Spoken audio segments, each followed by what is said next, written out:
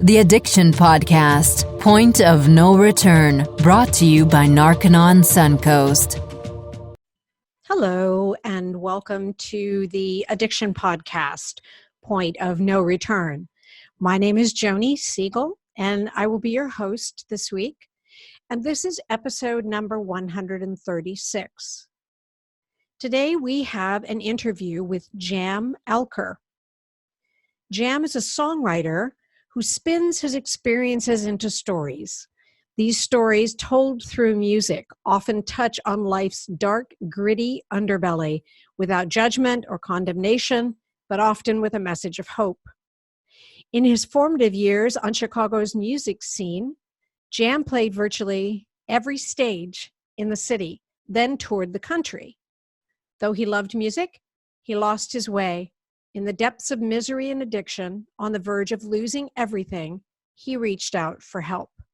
Let's talk to Jam Alker. Jam, thank you so much for being on the podcast today. I really appreciate you sharing your story with us.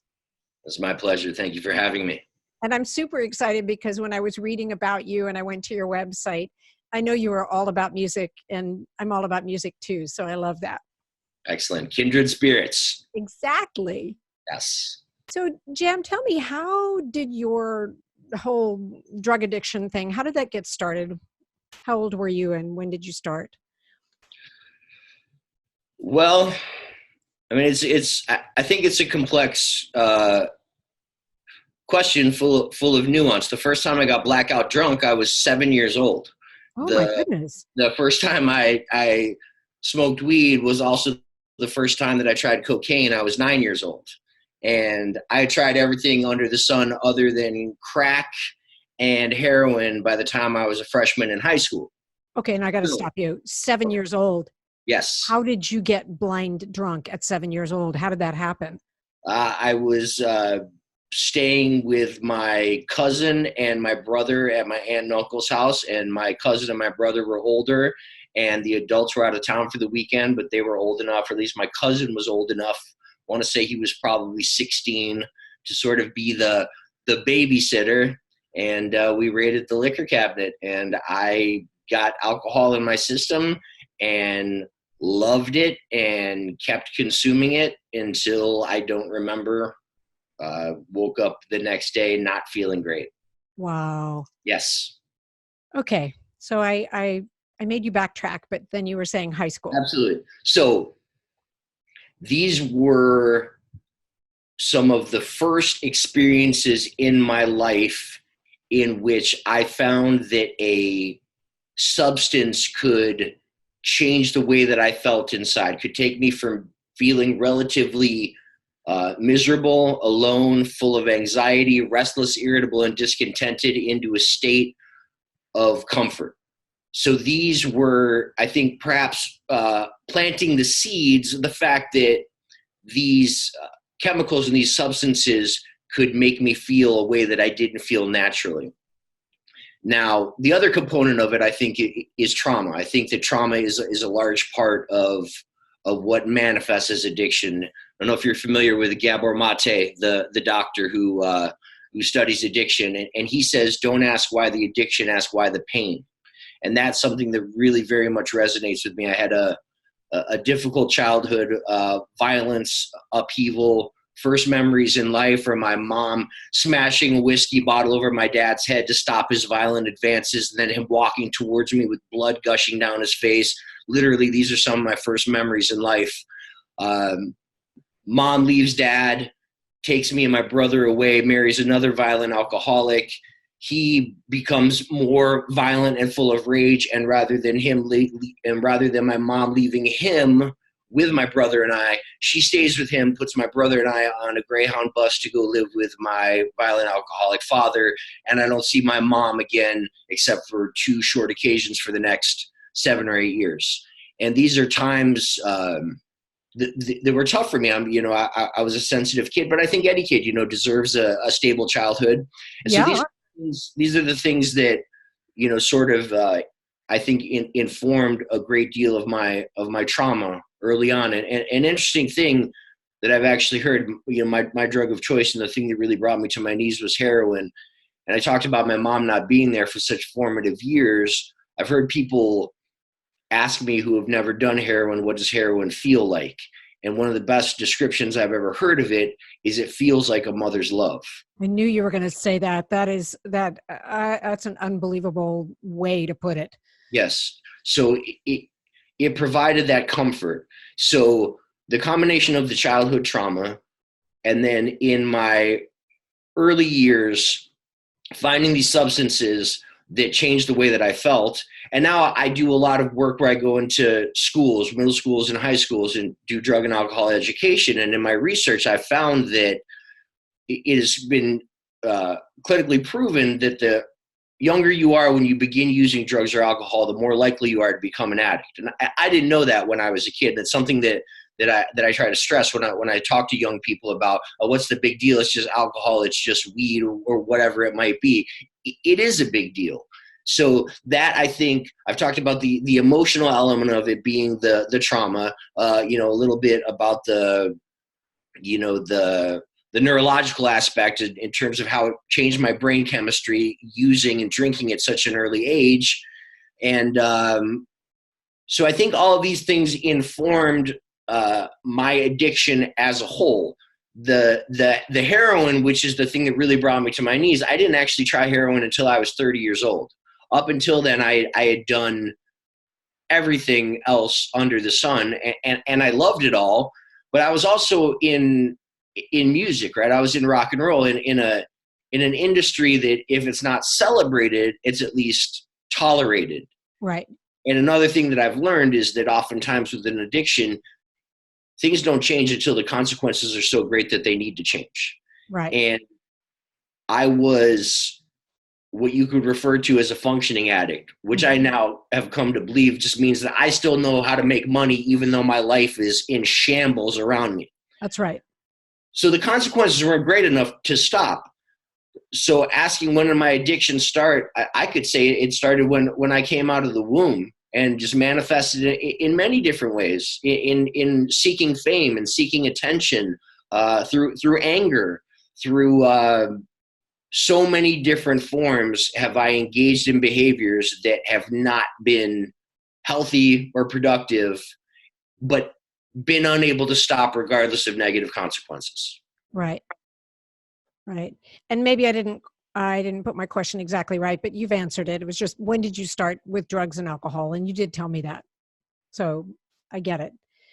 So now you're a successful rock musician and you're using whatever drugs you're using. How did you then progress to heroin? What happened there? It was on the list. I didn't have, if it had been presented to me before that, I would have tried it. It just happens that I was never in a situation where it was offered to me until I was 30 years old. Okay. And then at what point did you have what we kind of refer to in the podcast as your point of no return? Like, when did you finally take a look at it and figure that you had to do something about it?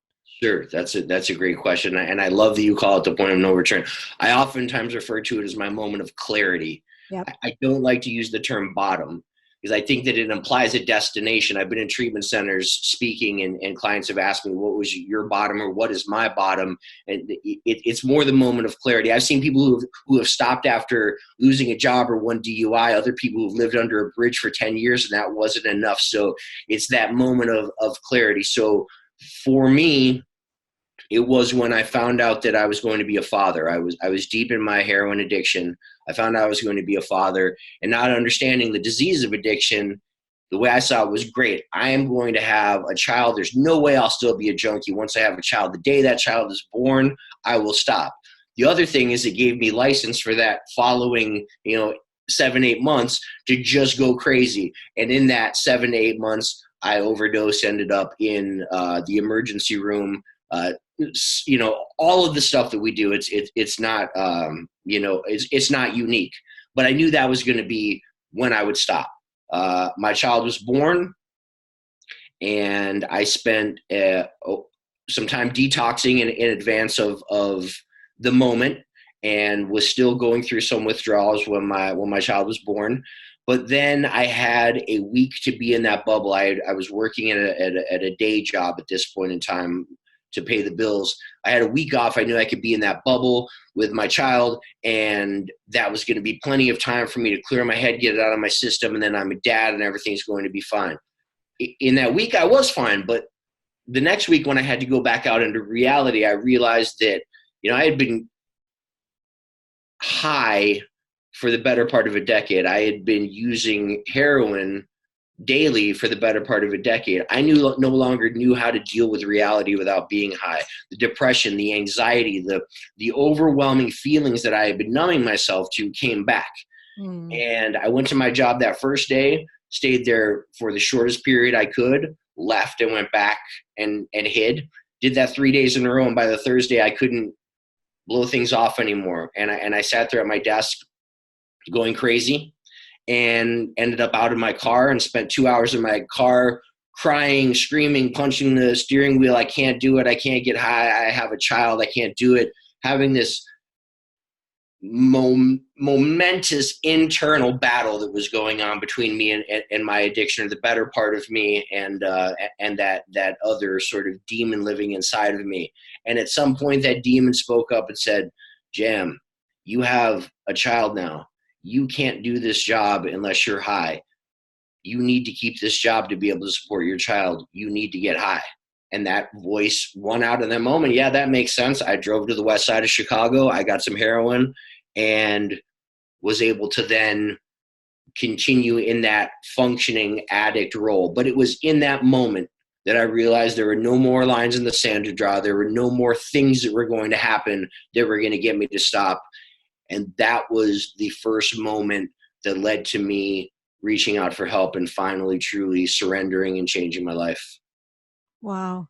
So when did you reach out for help? How long ago? Well, in less than a month, it will be 5 years. I'll celebrate 5 years next month, if all goes well, one day at a time. Very well done on 5 years. That's quite commendable. That is a milestone. Yes, it is. It's huge. That's awesome. So what kind of treatment did you do? Where did you go? I went to a treatment center in Rockford, Illinois. It was a very standard sort of Betty Ford model, 12-step based residential 28-day program. 15, 18 other guys in your unit. You're all living together communally. It was all under one roof. You did all of the different groups there. And I spent the first 7 days there curled up on a plastic mattress in the detox, shaking, puking, defecating on myself, all of the things that you do when you're going through withdrawal. I went up to the unit and spent about 26, 27 days up there until I ventured out on my own, and was truly the best thing that ever happened to me. Finally surrendering, letting go, stopping to try to do things my way, humbling myself, and listening to the suggestions put forth by those who had what I wanted. Again, it's commendable. And I think what resonates with what you're saying is that sometimes one of the hardest things to do is to ask for help. And that's almost like, if you can do that and be willing to experience help, you kind of have taken your first step in the direction that you need to go in. But sometimes that's the hardest thing to do. And it's somewhat counterintuitive. You think that you are being strong by going it alone, and that asking for help is weakness, when it is the exact opposite. It is the hardest thing to do. It takes so much strength to reach out, allow yourself to be vulnerable, and your authentic self, which is needing help, which is needing others who have been through what you've been through to help show you the way. It is absolutely the critical first step to finding true recovery, reaching out for help. Yeah, I would agree with you. How has music helped you with your recovery? Let's see. So in the 10-year pit of despair that I was in, that was my heroin addiction, I almost never picked up my guitar. I had an acoustic guitar, one of the few items that I hadn't pawned in my addiction. I still had this acoustic guitar. And mind you, in my 20s, I played in bands, I toured, I did all the stuff. And then, at 30, I found heroin and my entire life changed. But I brought that guitar with me when I went to treatment, not understanding what treatment would be like. I thought I'd be sitting around bored all day. I'd strum a few chords, maybe learn a song or two to keep myself occupied. But instead, something happened that completely changed the trajectory of my life. I had a counselor there named Nanette. Nanette saw that I had the guitar, and she made the suggestion, thinking outside of the box, that maybe I should do some of my treatment work as songwriting. She knew that I had been a songwriter. We had talked about it, and she asked me if I'd be interested in doing that. And I knew that if I filled out the workbook that they gave me for, trigger warnings and, resentments and all of the different things, that they ask you to do in the treatment workbook, I know if I did my treatment work that way, I would maybe think about it for 30 minutes while I was writing and it would be done. But if I wrote songs about the guilt, the shame, the remorse, the amends that I would have to make, the relapse warning signs, things like that, really dug into it, that I would pour over it again and again. At the same time, so I started to do that as my own form of therapy, right? Right. And it was the most amazing form of healing. I was connected to something, which brings me to my next point. The other thing that they asked is that you try to have some sort of spiritual awakening, whatever that means to you. And again, when I got there, I'd been beaten into that state of reasonableness. I was willing to do whatever they asked me to do. So I opened myself up to whatever this power greater than me was. And it truly manifested to me and through me with music.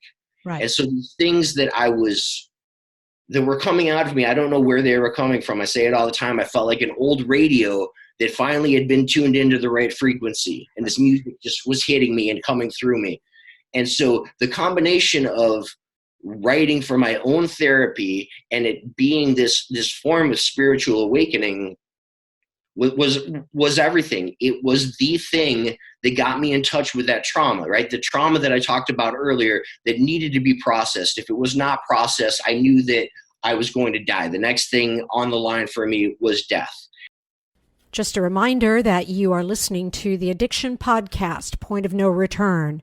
For further information on the podcast, you can go to our website, theaddictionpodcast.com, or you can find us on our Facebook page by the same name, or you can call us at 727-314-7080, or you can email us to theaddictionpodcast@yahoo.com. For further information on Narcan on Suncoast, call 1-877-339-3324. That's 1-877-339-3324. Sometimes the hardest thing about getting someone into recovery is getting them to agree to treatment. Bobby Newman, a certified drug counselor with 30 years experience and an over 85% success rate as an interventionist, has created a series of 12 videos that you can use right now to learn every step to get your loved one to agree to treatment. Call 1-833-918-0008 today and say the word podcast and get a 10% discount.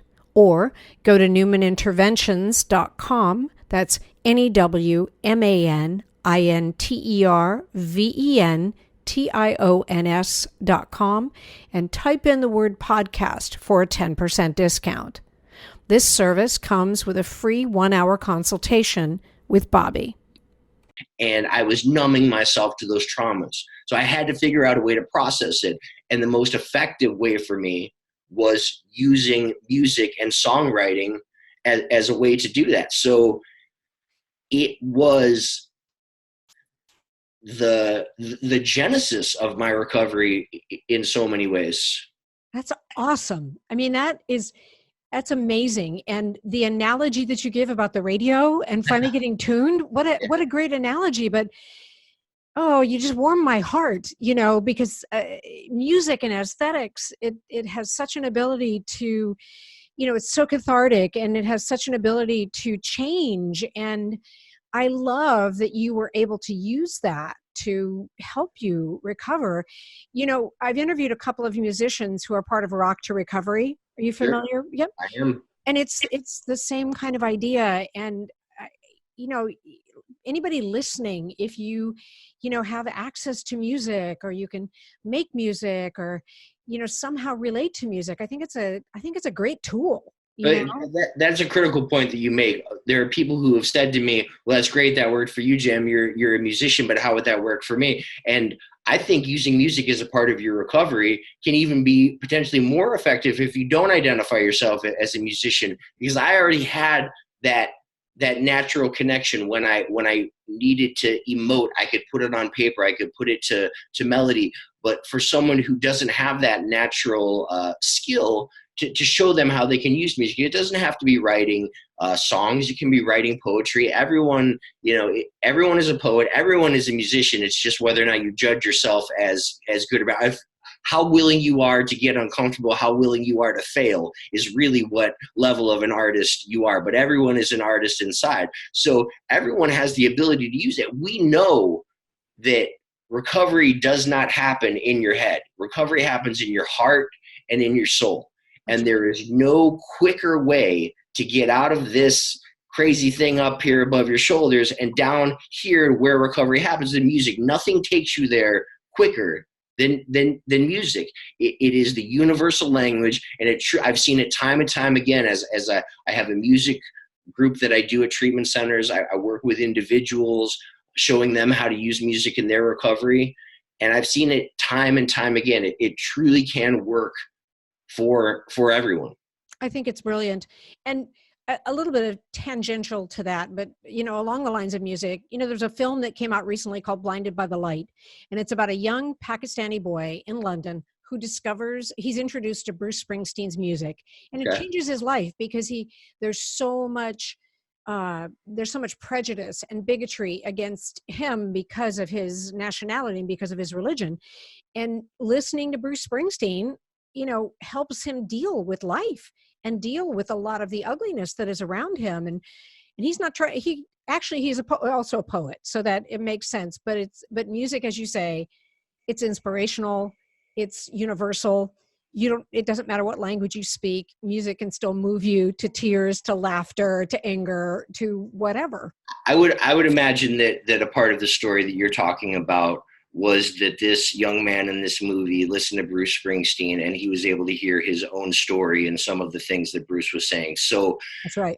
This is something that I talk about a lot with the power of music in recovery. So why do we connect? Let's say you're feeling sad, you want to listen to a sad song. This happens with people. You would think it would be the other thing, but why you would think people would want to listen to something happy, but sometimes you're sad, you just want to listen to sad songs. So why? The reason is empathy. That person has been through what you've been through. It's a shared experience. That's right.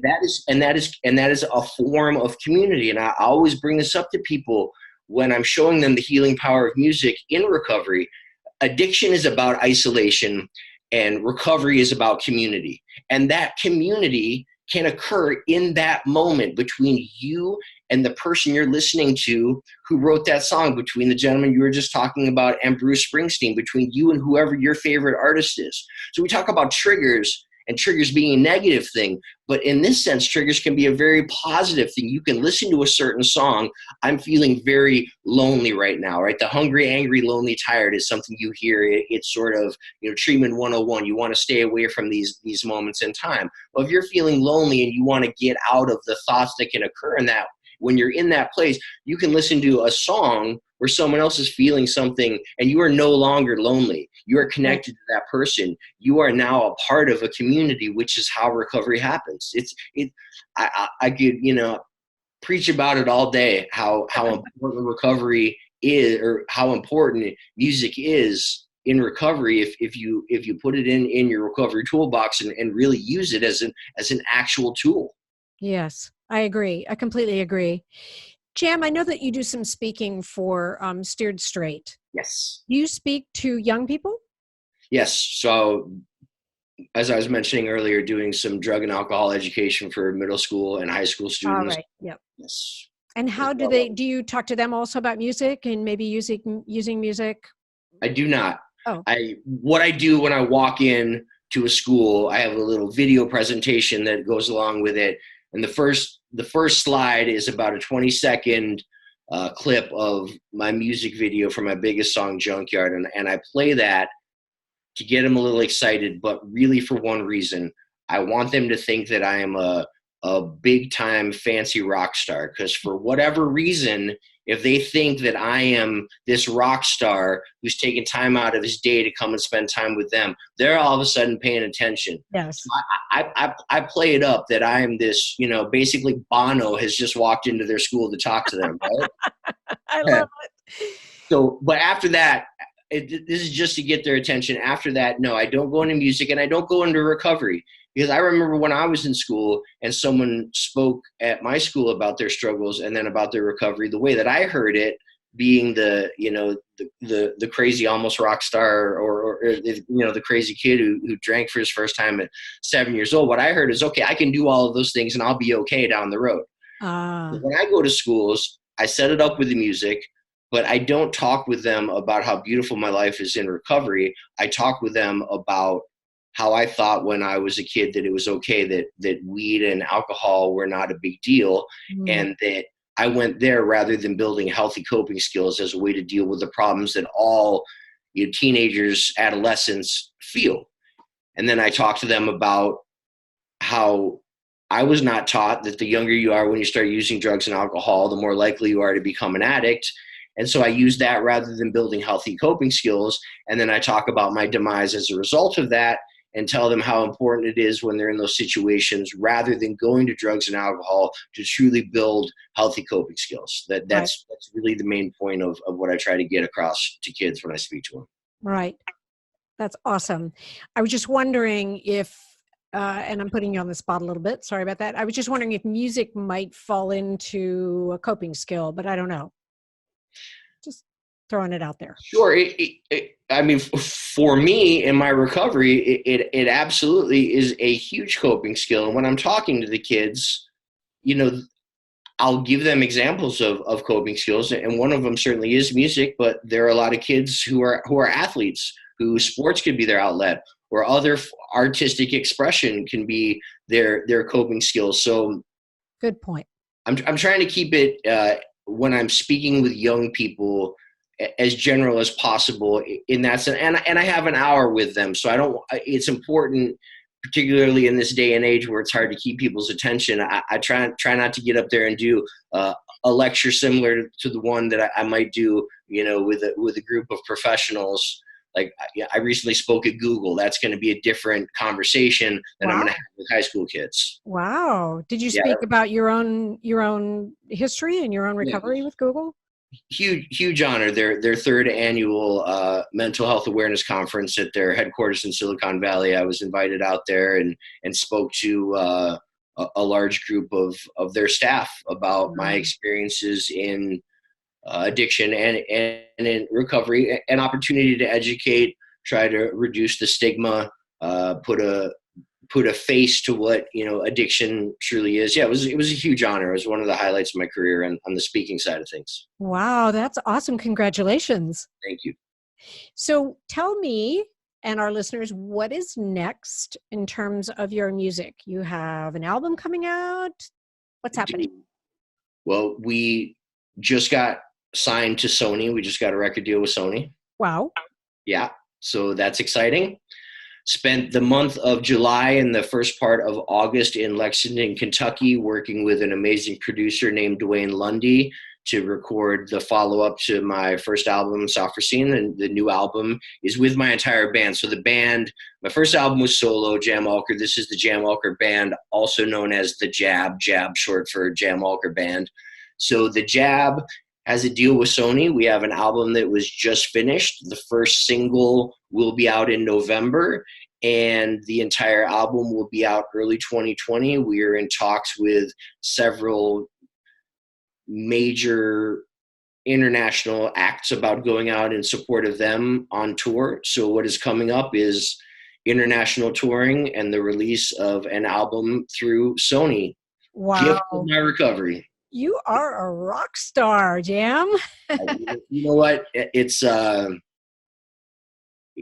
I'm blessed. I'm very lucky to be in the position that I'm in, but I'm also very aware of the fact that this is not a result of me doing things the way that I want to do them. This is a result of my recovery. If I was doing things my way, I'd be dead on the west side of Chicago. This is listening to people who are far wiser than me and following the way that they told me to do things, that they call suggestions, but they were telling me what to do, and I listened. So these are all amazing accolades to be able to talk about speaking at Google, getting signed to Sony, having an album come out. This is great, but these are gifts of my recovery, and that is first and foremost what is most important to me. These are all things that have manifested my life as a result of me focusing my life on using the gifts given to me to be of service to others. I know that without a shadow of a doubt. And as long as I stay focused on that and don't let this other stuff get to my ego, I believe I'll be fine. That's awesome. You know, it's interesting that you say that. I did an interview last week and the young man said, you have to work at recovery and it has to be, you know, a number one priority and really work at it. Yeah. Always. So if you could say one thing to all our listeners, one message. I know we have addicts who listen. I know we have a lot of loved ones and families of addicts. What message would you like to tell them? I would give an entirely different message to a loved one than I would to an addict. Fair enough. You can do both. Sure. So to the loved one, I'm sorry that you are suffering. It is not your fault.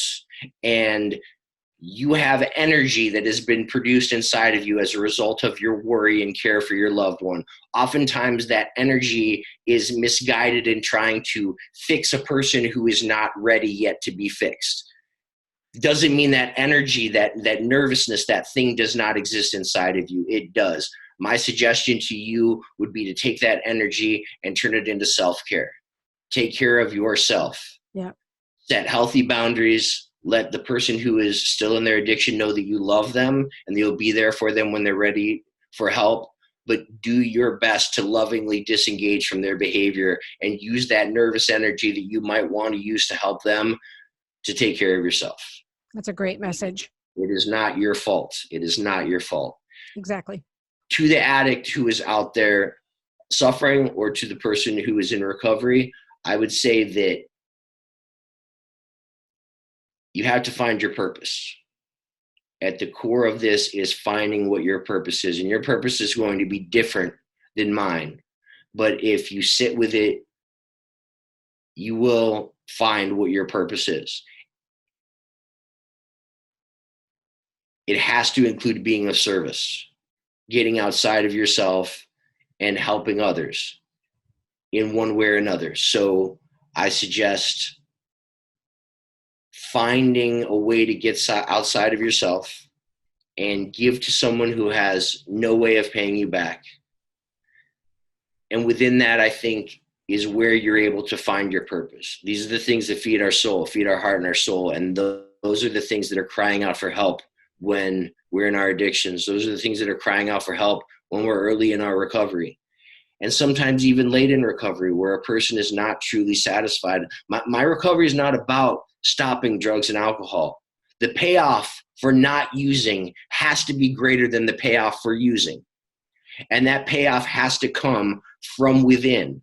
Right. Find the thing that fills you on the inside and do that. Follow that with the same passion that you followed getting your next one. And the payoff will become greater than the payoff for using. It's not easy. Nothing worth it ever is easy. It's a lot of work, but I swear to you, it's worth it. That's right.